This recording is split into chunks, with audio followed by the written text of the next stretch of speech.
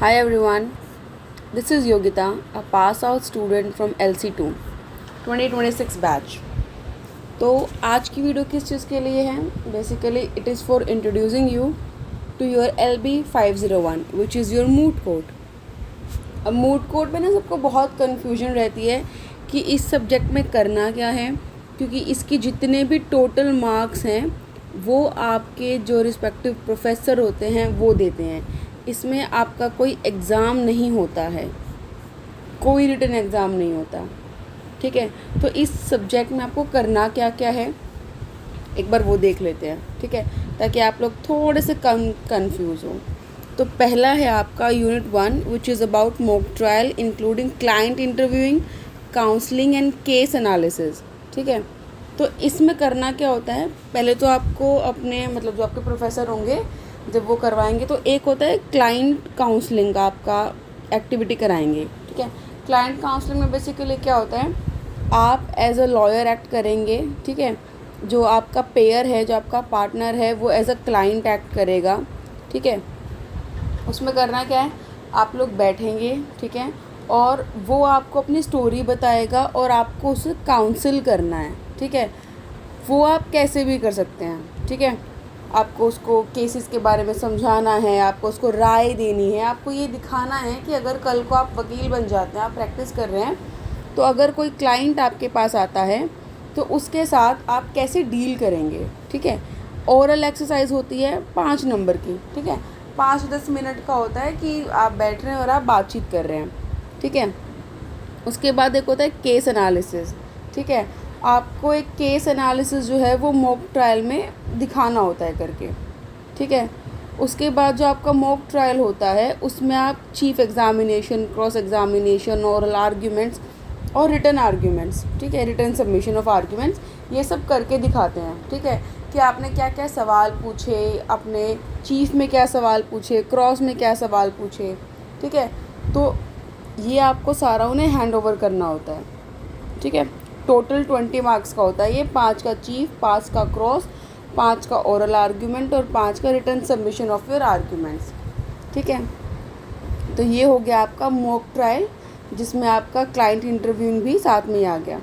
ठीक है, each student will be required to function as a lawyer and witness in the mock trial being simulated in the classroom.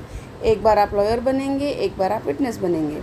ठीक है, second unit है आपकी mood code की। ठीक है, इसमें बेसिकली आपका जो है, आपको एक रिटन सबमिशन, जो मेमोरियल है, वो सबमिट कराना होता है।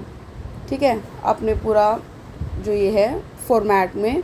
ठीक है, A4 साइज़ का पेपर होना चाहिए आपका, उसमें टाइम्स न्यू रोमन का फ़ॉन्ट, साइज़ 12, फुटनोट्स होने चाहिए। ठीक है, ये सब कुछ इसमें लिखा हुआ है कि आपका जो मेमोरियल है वो कैसा बनेगा। ठीक है, each page must have a margin of at least 1 inch. ठीक है, कोई डिज़ाइन नहीं होना चाहिए, कोई बॉर्डर नहीं होना चाहिए।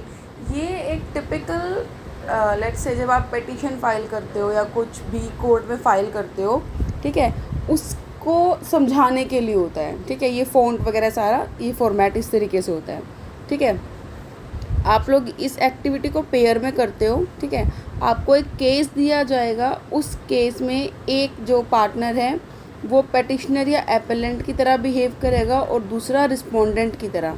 ठीक है, इसमें जो टाइटल पेज है वो पेटिशनर का ब्लू कलर में बनता है और रिस्पोंडेंट का रेड कलर में।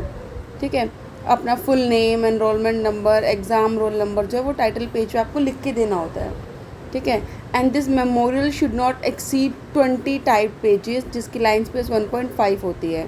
ठीक है, और इसके इंडेक्स में क्या क्या आता है, table of content, statement of facts, statement of jurisdiction, list of references and cases, statement of issue, summary of arguments. ठीक है, आपकी डिटेल्ड प्लीडिंग्स, प्रेयर, एफिडेविट्स वगैरह अगर आप कोई लगाना चाहते हैं, कोई एनेक्जर लगाना चाहते हैं, इस तरीके से। बेसिकली आपको एक केस दिया जाएगा, आपको एक केस चूज़ करना है। ठीक है, जिसमें आप जो है, अगर आप पेटिशनर है तो आप उसके फेवर में बोल रहे हो, और अगर आप रिस्पोंडेंट है तो आप उसके अगेंस्ट में बोल रहे हो, और आपको पूरा केस तैयार करना है। ठीक है, उसके आपके पास उस केस में जो भी आपके फैक्ट्स है वो आप लिखोगे, ठीक है। जो भी जुरिस्डिक्शन है कि भाई let's say Delhi high court की जुरिस्डिक्शन में जो है ये केस आता है, ठीक है। अगर कोई सिमिलर केस या रेफरेंस है आपके पास तो आप उसको मेंशन करोगे कि मैं ये जो दलील दे रहा हूँ या दे रही हूँ ये इसका रेफरेंस ये है, कोई आपका प्रेसिडेंट हो, कोई केस हो, वो सब, ठीक है। उसके बाद इश्यूज़ की हमारे केस में इशू क्या है, उस केस में जो है आपकी आर्ग्यूमेंट्स क्या रहेंगी, ठीक है, आपकी प्लीडिंग्स क्या रहेंगी। प्रेयर आप सबको पता है, अगर नहीं पता तो बता दूँ, प्रेयर ही होता है कि आप कोर्ट से रिक्वेस्ट क्या कर रहे हो, ठीक है। लेट्स से आपने कोई मैंडेटरी इंजंक्शन का कोई केस है, ठीक है, उसमें आप प्रेयर क्या करते हो, आप प्रेयर करते हो कोर्ट से कि भैया आप मैंडेटरी इंजंक्शन जो है वो अलाउ कर दो, इस तरीके से, ठीक है। इसमें कोई भी एनेक्जर या एफिडेविट अगर आपको डालना है तो आप इसमें वो डाल सकते हो। और उसके बाद जो है आपको ये एक्सप्लेन करना होता है, दैट्स फॉर यूनिट 2, कि आपको एक मेमोरियल सबमिट करना होता है, ठीक है। थर्ड है आपका इंटर्नशिप और कोर्ट विज़िट, ठीक है। इसमें हम क्या करते हैं, आपको एक तो अपना कोई भी इंटर्नशिप का सर्टिफिकेट देना होता है कि आपने इंटर्नशिप करी है, ठीक है। This part require student to be attach with practicing lawyer with the minimum of 10 year standing at bar, ठीक है। कोई भी ऐसा एडवोकेट जिसका 10 ईयर का एक्सपीरियंस है बार में, उनके साथ आपको जो है अपना इंटर्नशिप का सर्टिफिकेट देना है, ठीक है। Summer vacation, winter break, mid semester break, कभी भी जब आपने अपनी इंटर्नशिप करी हो, ठीक है, तो ऐसा होता है, ठीक है। इसमें जो है आपको अपना जो इंटर्नशिप डायरी बनेगी, ठीक है, इसमें आपको अपनी एक इंटर्नशिप डायरी देनी होती है, ठीक है। इंटर्नशिप डायरी में आप क्या क्या लिखते हो, आप अपना एक डेली का नोट डाउन उसमें लिखते हो, ठीक है, कि आज आपने कोर्ट में क्या सीखा डेट के साथ, ठीक है। या तो आप डेट डाल लो या आप डे 1 डे 2 डाल लो, ठीक है।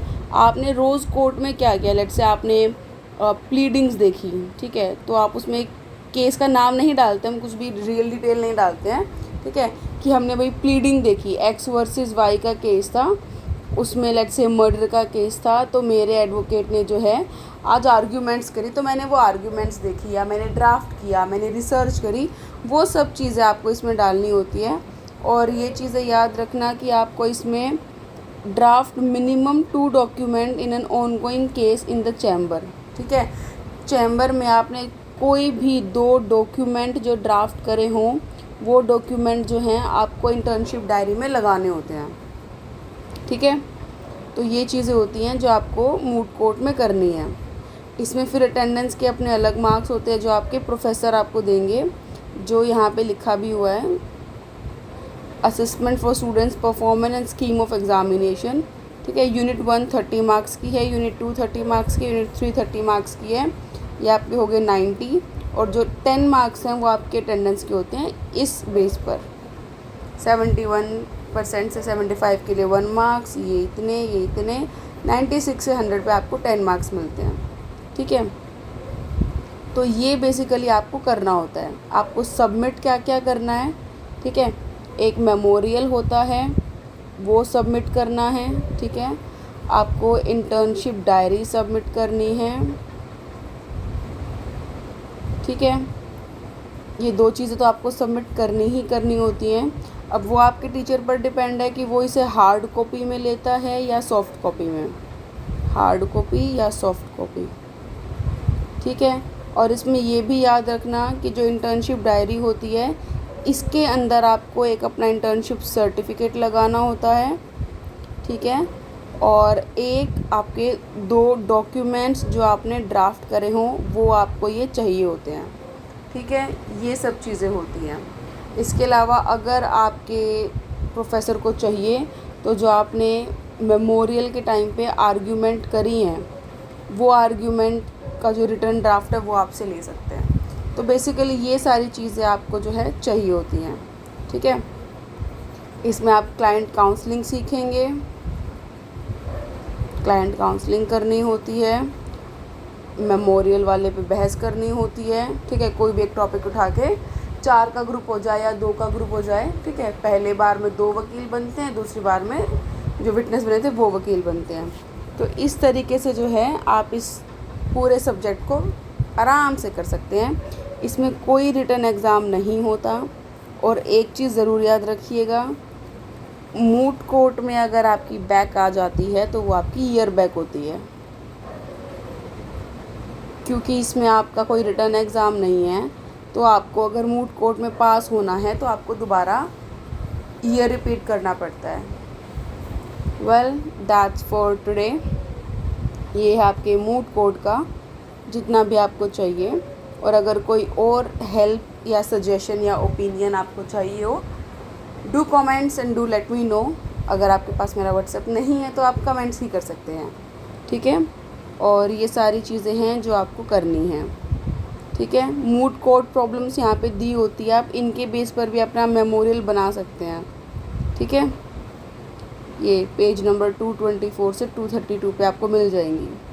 उसके बाद आपका रीडिंग का है, क्लाइंट इंटरव्यूइंग कैसे करते हैं, ये सारी चीज़ें अगर आप पढ़ना चाहें तो बिल्कुल पढ़ सकते हैं। रीडिंग पर्पज़ के लिए बहुत अच्छे हैं, ठीक है। Well that's all for today, will meet later, bye bye.